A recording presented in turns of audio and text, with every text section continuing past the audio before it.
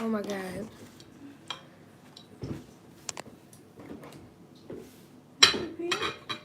All right.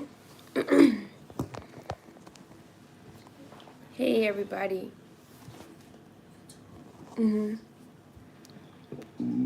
Excuse me. Hey, y'all.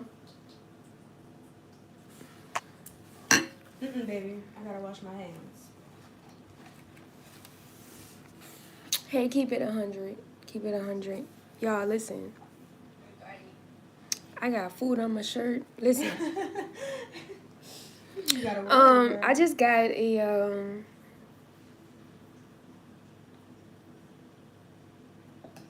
like guys has been speaking to me in this moment. Yesterday was a transition for me. That was not only my birthday, but it was an initiation into my purpose, right? God had told me, okay, oh my God, I hope y'all can follow with me. It's a lot. So remember when y'all watched me go through the code? Right. What was supposed to be happening was that we were supposed to pool our resources so that we can buy land, build houses, huts, tiny houses, whatever. Have a garden, a farm, an entire farm where we grow all of our food. We were supposed to come together as a people, as a community, to raise the kids, to harvest the land, to make clothes, to create a culture around. Hold on, I really gotta get this out, okay? Just shh. Okay, listen.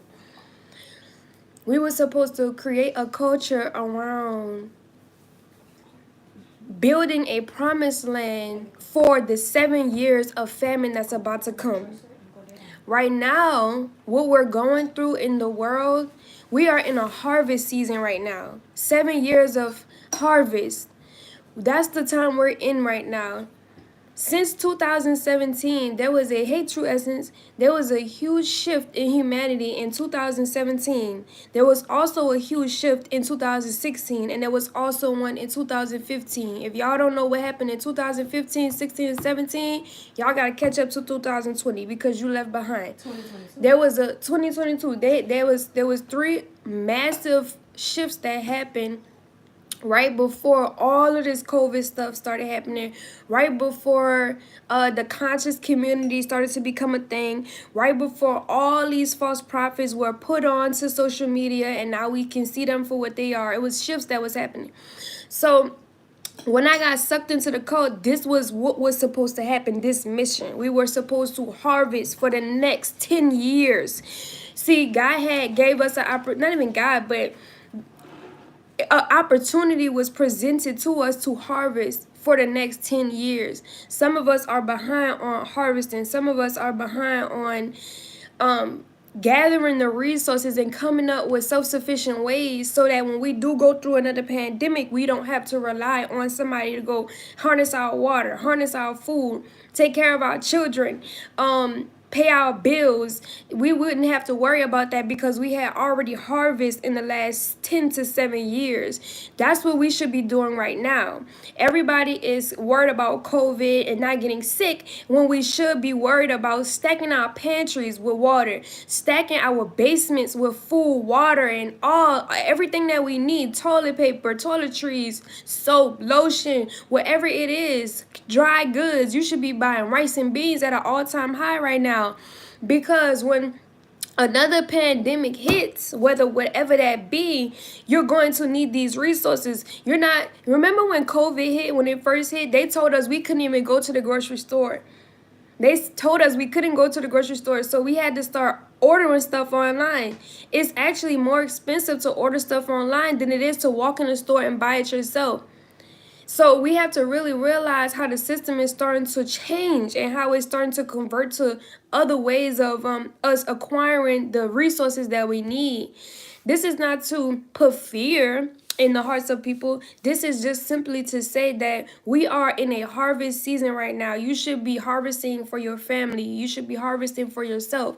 You should be putting your blessings to the side. You should be putting things to the side. Buy flour, because at some point in time, you're going to need the flour to make bread. You're gonna need that flour to create gravies, to go over your rice and all of this stuff. So you have to start investing in land. Where are you gonna establish this community for yourself?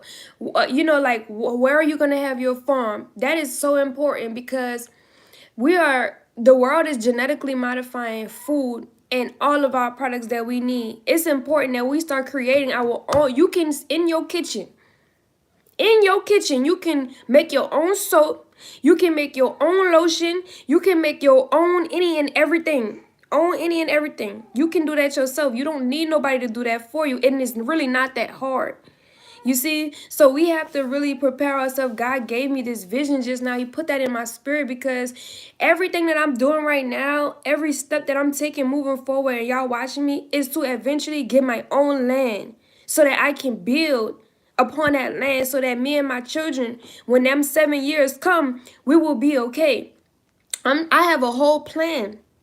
I haven't told nobody my plan, because you have to come up with your own plan, and it's just like people just go crazy, whatever. Anyway, you have to create a plan and a strategy for yourself and for your family, because if you're not positioned correctly, if your heart, even your heart position, if you're not positioned spiritually the correct way, you're going to experience suffering and pain. Start getting right with the Lord right now. Don't wait until everything pop off to start getting right. Start changing your eating habits right now. Don't wait until it's time to change your whole diet, because there's no more processed food that your body is used to eating. Start now, because the last thing you want is to be unprepared. I'ma just use diet as a simple example.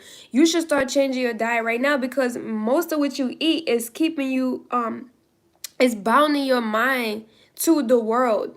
What you're a part of what you're eating is keeping your mind bound to the world. Your DNA is starting to now be congruent to what the world expects of you, because of the genetically modified foods that you're eating, because of all of the artificial things that you're putting into your body.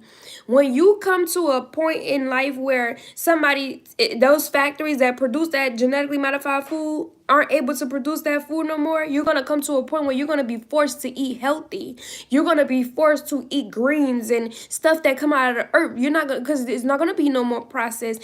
And what your body is going to go through is a huge detox. Most of us might even pass away from our body detoxing from all of this toxic stuff. So you have to get yourself together now. Prepare yourself mentally, spiritually, emotionally, physically for what's about to come. Men, start losing weight and pushing bench pressing and squatting and doing all of these things, because we're going to need you. The women are going to need the men to help build houses and shelters and all of this stuff, like whatever it is that we're going to be doing, towing soil and moving rocks. And we're the men, we're going to need you. And women, start making clothes, start getting these skills up underneath your belt now. Start learning how to cook. Start looking up different ways and how to make certain stuff with minimal ingredients. Start looking up how to make clothes.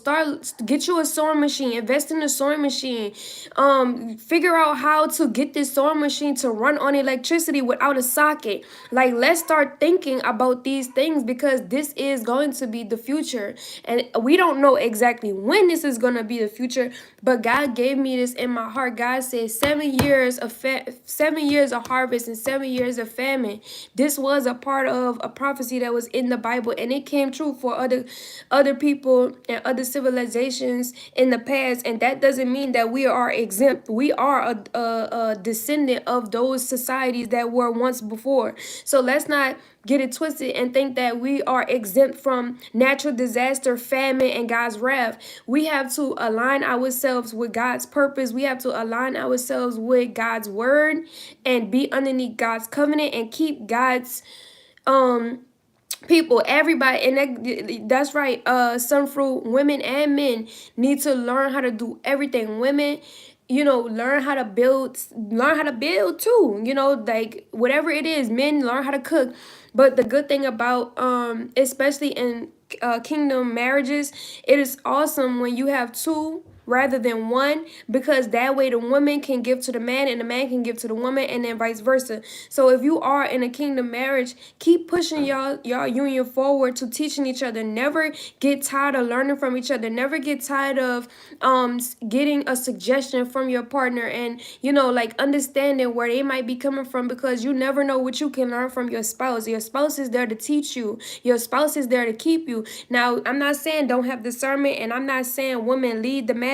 All I'm saying is be mindful that both of y'all came into the union to teach each other, to learn from each other, and to be there for each other, to keep each other within God's promises and God's word. So just be mindful of that. And I'm sure the kingdom spouses are mindful of that. But anybody out there, even if you're single and you don't understand that, don't be trying to ask to be in a relationship if you're not going to be ready to be led by a man if you're a woman. And when it comes to God's word, and all ladies, always have discernment when it comes to a man leading you, when it comes to God's word. But pray about that. God's going to give you what you need. If you're aligned with the Most High, God's going to give you what you need, and you're not going to have to question that man. You're not going to have to question if he's leading you right or wrong, right? And don't be trying to challenge him and all of this extra stuff. But anyway, on another note, y'all, just make sure that we're putting our focus in the right mindset. Like, and ancient soul said hydroponics, grow in the house food, $90 on Amazon. Great information. That's a great jewel. I'm thankful for you even dropping it in the comments, because we are always spending $90. Some of us spend $90 on nails, some of us spend $90 on hair, some of us spend $90 on food, some of us spend $90 on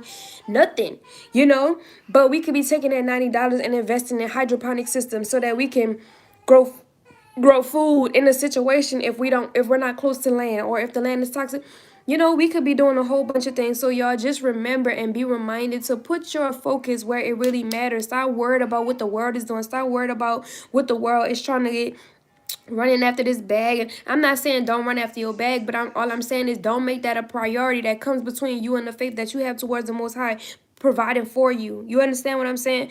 But just make sure that your focus is where it needs to be, because we are in 7 years of harvest, and now after this, a little bit more time go by, then we're going to enter our 7 years of famine. So y'all, please be diligent about what it is that you're doing for yourself and your family, so that you won't be left behind. Until next time, I love y'all.